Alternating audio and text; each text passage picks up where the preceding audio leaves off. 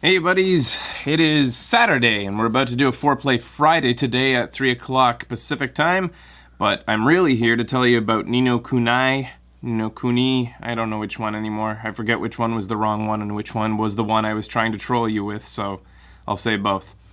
We played it a couple days ago, and my first impressions video isn't really needed because it was quite clear on the playthrough what I thought of the game. I frickin' loved it. It is by Studio Ghibli, so immediately you're going to be taken by the style of the game. The cell shading is just beautiful and pulls off his style oh so well. Not unlike, the games before it, like Wind Waker and I guess the Simpsons game, Road Rage. I think that was cell shaded. Things like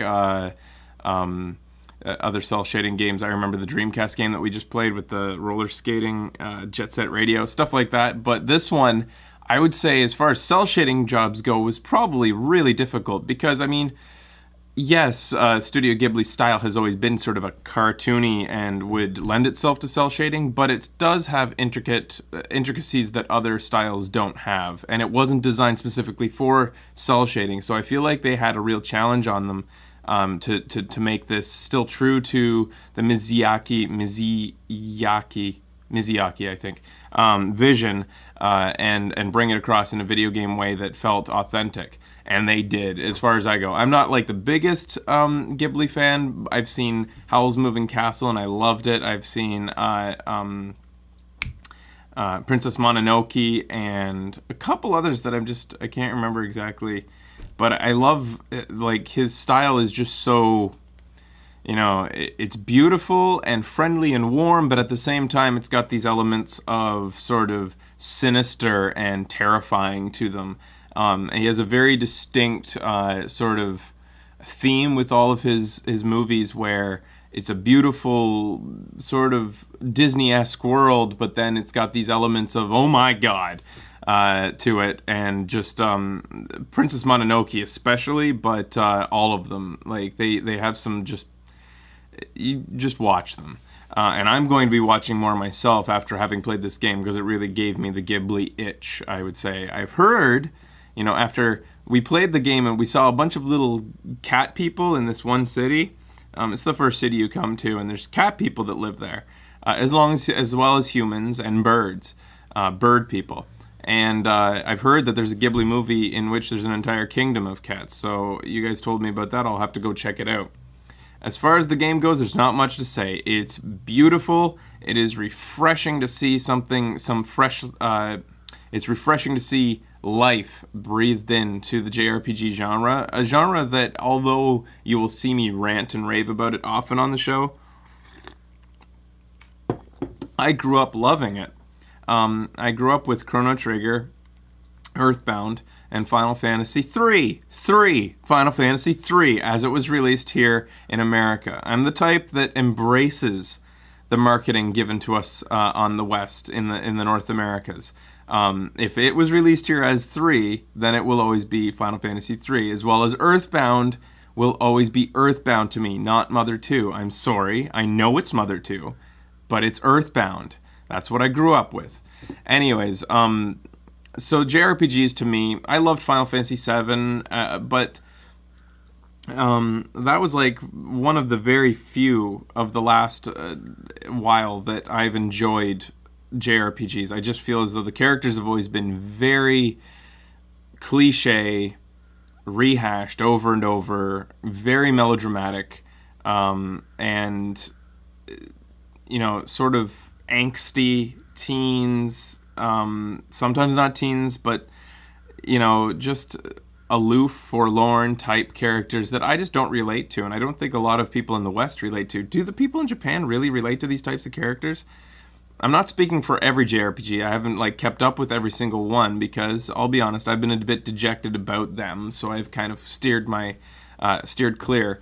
But I tried out Persona. That's another rant for another day, but it just didn't appeal to me either. I feel like all the characters seem like they're out of a Twilight film. They're all just very yeah, oh, yeah, I'm just, yeah, I guess.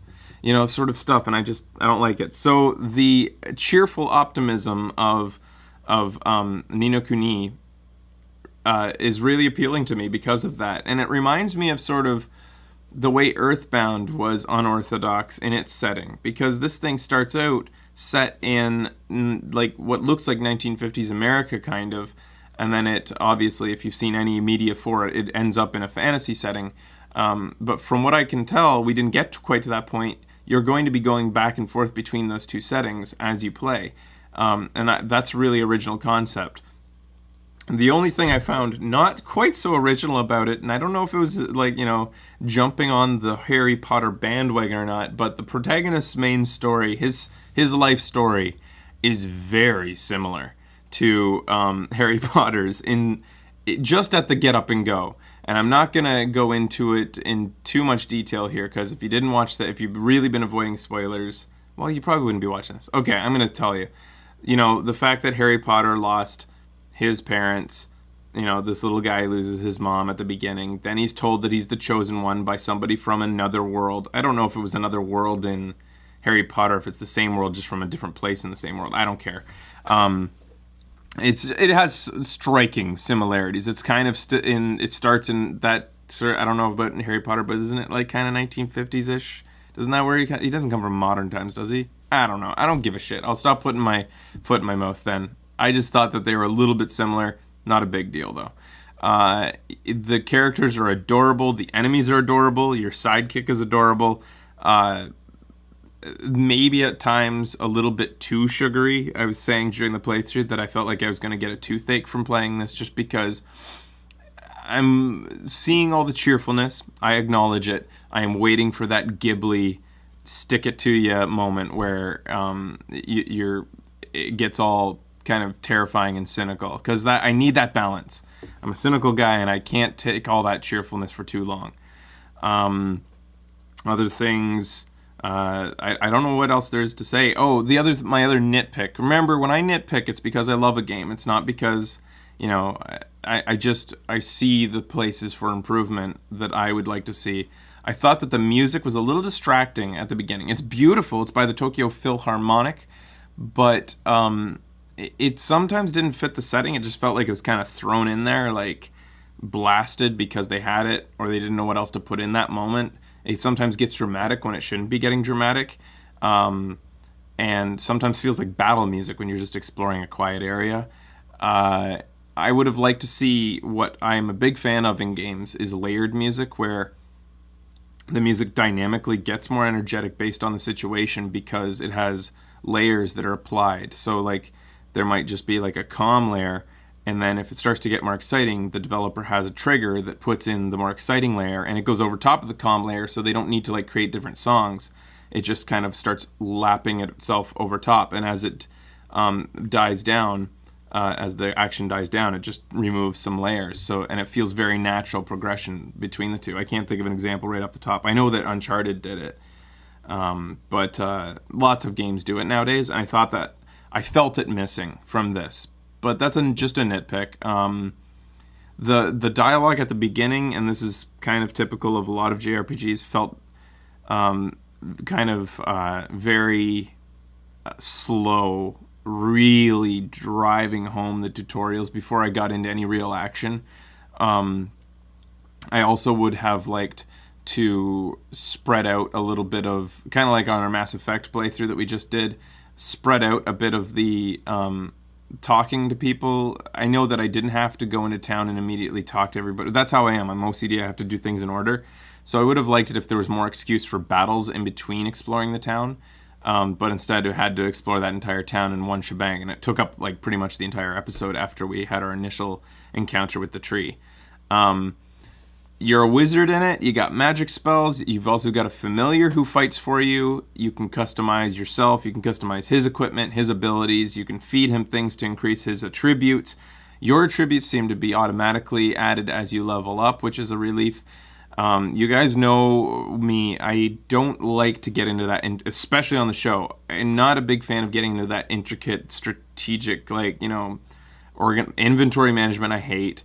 Going through and tweaking every last little stat, I'm not a big fan of. I like to just get through the meat of the game, and I haven't really found if this is true or not, but I'm hoping that it gives you the choice. Like, you can get as intricate as you want, or you can just go through kind of with the defaults, or at least like maybe it'll have ways to auto equip and stuff. Maybe I won't mind on the show. I don't know. The thing is, I just like it when I have an option of getting as strategic as I want, or as not strategic as I want, and just go out and get into the action. I like that option. Not sure if it's there or not. I haven't played long enough to know if it's possible to just play kind of haphazard or not. I hope it is, because, I don't know. If it isn't, then I'll continue to play haphazard, and I'll just take it down to the easier difficulty so that I can keep on playing it on the show in my way. That's pretty much it about the game. It's going to be a long haul in the show. We're going to give you time to play it ahead, probably at least a month. So go ahead and buy the game and play it. You know you're going to love it. It's going to be a contender for Game of the Year. Right now I'm calling it. It's just something that comes along every so often. Everybody looks at it and they say, yep, that's something new and fresh, and that is a contender to be Game of the Year. I defy you to not agree with me on this. But there's many more games to come this year. I know it's very early, but I say it's going to be in the running at least. It should be something that's brought up as we talk about Game of the Year, at the very least. So see you there today, guys. It's a 4 Up Late Friday on Saturday. New Super Mario Bros. U. I love you. Goodbye.